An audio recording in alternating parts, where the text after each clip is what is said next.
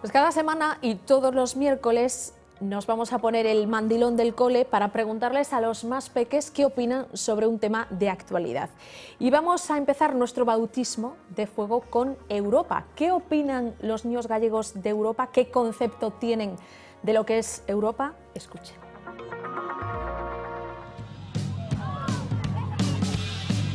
Se reúnen países de Europa. ¿Y para qué? No sé, Para hacer la conquistación. para hablar un poco. La Unión Europea es un sitio donde los países europeos se reúnen y hablan sobre la economía europea. Y es como un grupo de países de Europa en el que no están todos, pero que se ayudan mutuamente. Es la unión de los 28 países que forman Europa.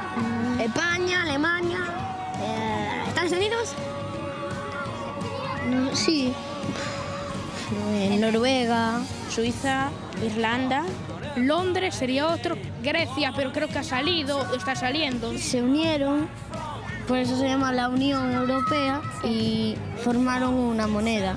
El euro. Solo que no en toda la Unión Europea se utiliza el euro. Por ejemplo, en Londres se utiliza la libra. Yo creo que es mejor estar en la UE porque te pueden, siempre que estás cayendo, por ejemplo, Grecia, te pueden rescatar. Tener los países aliados, por ejemplo, por si pasase algo, que si, por ejemplo, pasase que entrásemos en guerra España con otro país.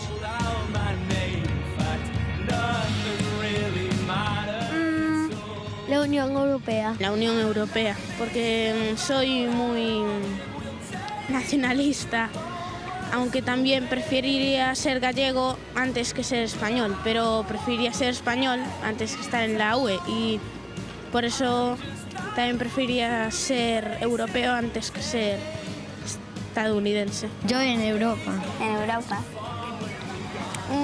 Yo creo que en América hay más peligro. Además, en Estados Unidos hay mucha gente rica, pero la mayoría es pobre. Es más difícil encontrar trabajo allí.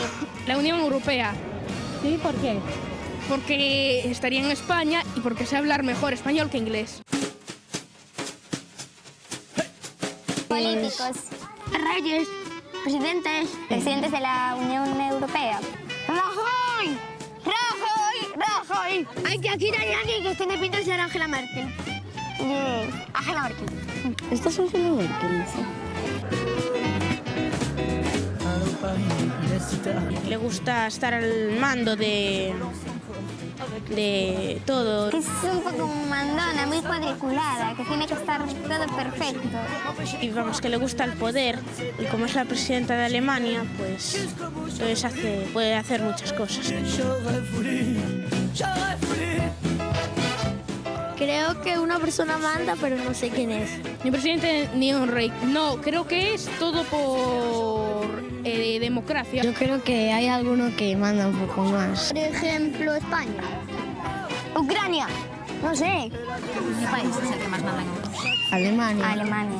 Porque es más grande, tiene más dinero. No. España es prácticamente como la Alemania, que se... Poco.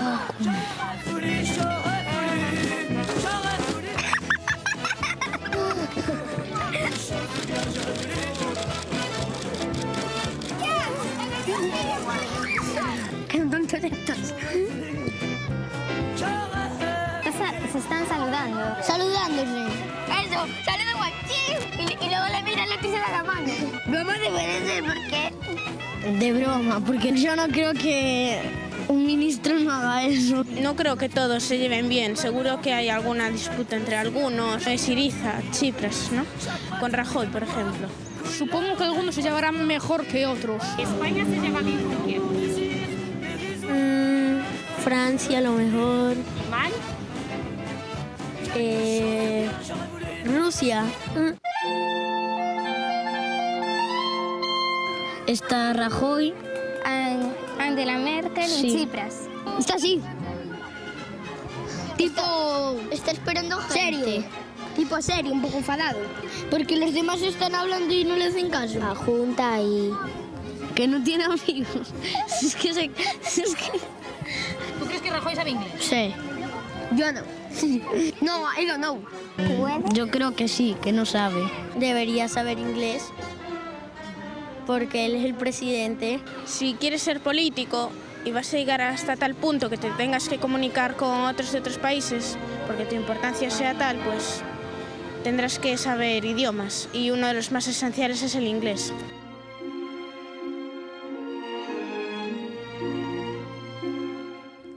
Bueno, un aplauso se merecen estos niños, casi tantos como los que reciben los artistas sobre los escenarios. Hoy es miércoles, hablamos de música con César Bonenburger, crítico musical, colaborador de La Voz de Galicia. Muy buenas noches, César. Buenas noches. Para hablar de una visita muy especial, la que cursó uno de los grandes compositores de ópera de todos los tiempos, Giuseppe Verdi, a España. ¿Qué año corría y qué se le perdió en España a Verdi? Fue en el año 1863. Verdi tuvo siempre un interés muy especial por todo lo español, todo por la literatura, ¿no? De hecho, hay cinco de sus óperas están basadas en tema español. Y una de estas óperas, la cuarta, La Fuerza del Destino, La Forza del Destino, que se estrenó en San Petersburgo, cuando el estreno se hizo en España, el estreno español se hizo en el Teatro Real de Madrid, Verdi decidió venir ya, por fin, 2 meses, pasarse en España. Desde San Petersburgo, menudo viaje por aquella época. Efectivamente. Sí, largo, frío. Sí, sí. Y se pasó 2 meses en los cuales estuvo supervisando en el propio Teatro Real el estreno español de La Forza del Destino. Incluso hay una calle en Madrid donde hay una placa donde dice el maestro Verdi estuvo aquí cuando vino a supervisar el estreno de La Forza del Destino. Y se pasó estos 2 meses en los cuales hizo alguna visita, estuvo en Toledo, estuvo en Andalucía, que fue lo que más le gustó. La Alhambra, la Alhambra creo que le encantó. le fascinó. Sin embargo, lo que no le gustó nada fue el Escorial, y además lo dejó por escrito. Sí, sí, que no le había gustado nada.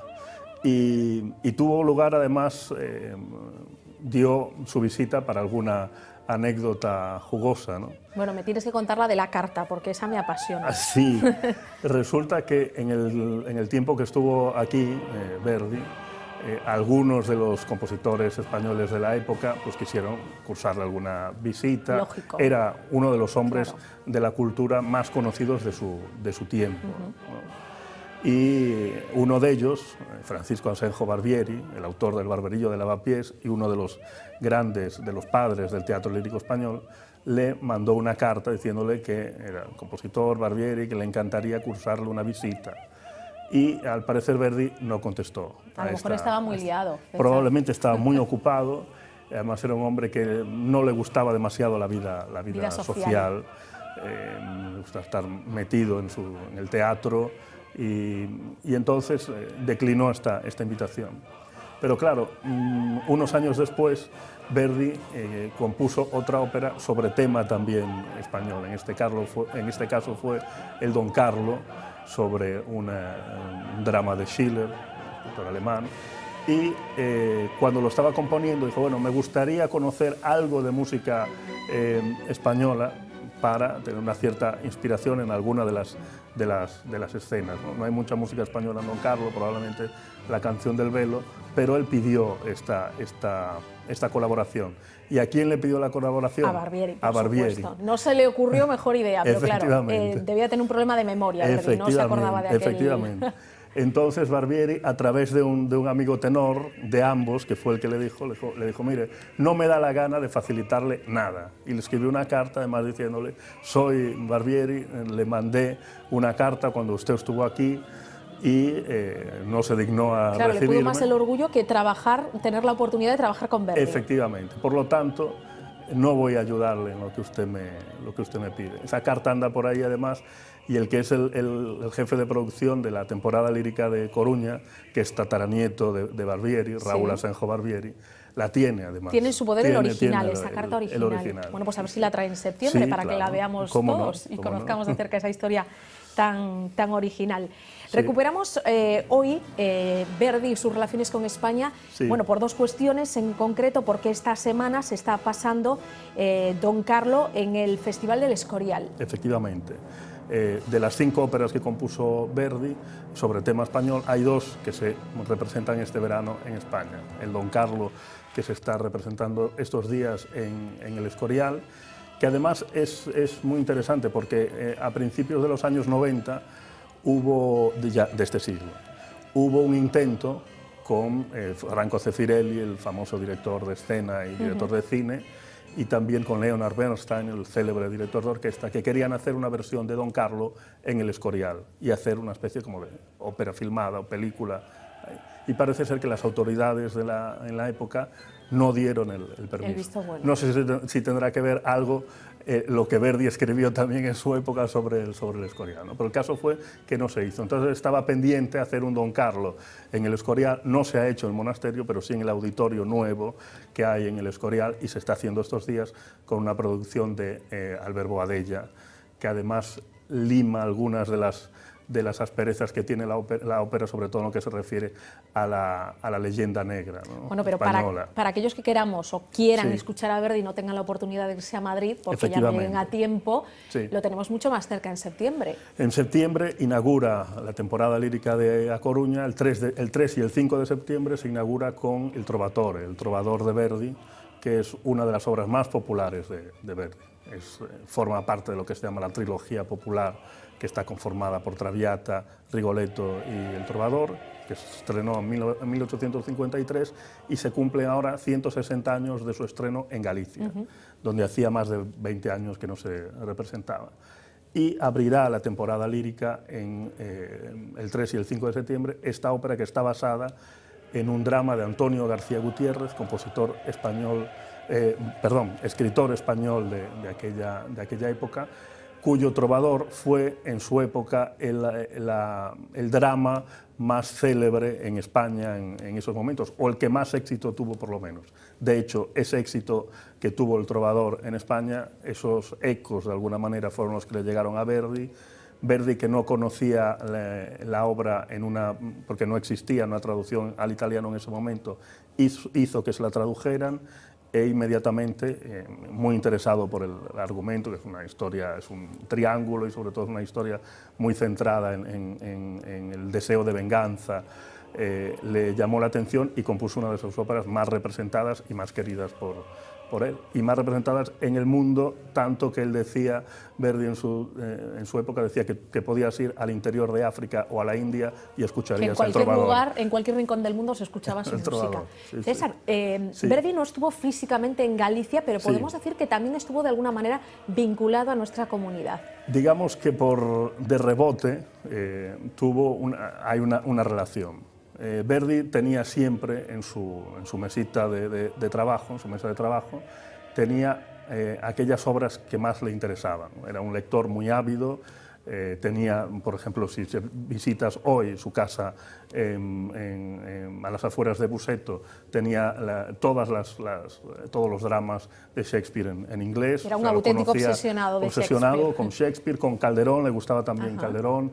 Y tenía en su mesa varias obras. Tenía, por ejemplo, obras que no hizo de Shakespeare. Tenía El Rey Lear, tenía Hamlet y La Tempestad.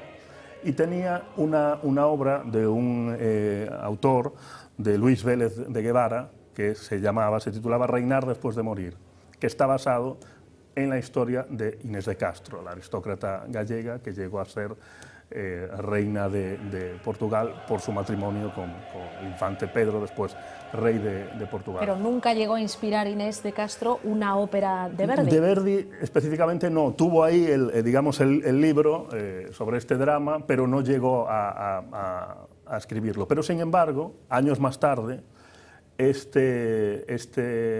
la historia de Inés de Castro interesó a Marcial de la Dalí, el compositor coruñés, que escribió una ópera, Inés e Bianca, sobre Inés de Castro, que no llegó a estrenarse en París, porque el día que se iba a estrenar el teatro se quemó.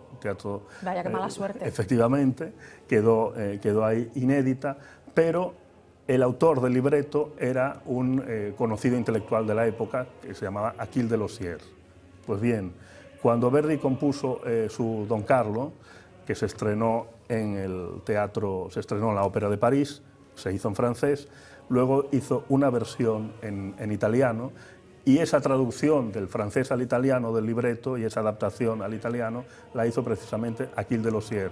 Es decir, el mismo libretista de Marcial de la Dalit para Inés y Bianca colaboró también con Verdi en el Don Carlo. O sea que hay esa relación, digamos, gallega, por decirlo de alguna manera. Que el mundo es muy pequeño, en definitiva. Efectivamente, y sobre todo en el mundo de la cultura y en el mundo del arte, mucho más. César, por la semana que viene, el miércoles, te esperamos de nuevo para que nos sigas abriendo el apetito musical, el mío y el de todos los espectadores. Muchas gracias. A vosotros. Nos marchamos por hoy, volvemos mañana, como siempre, a partir de las 9 menos 5. Adiós.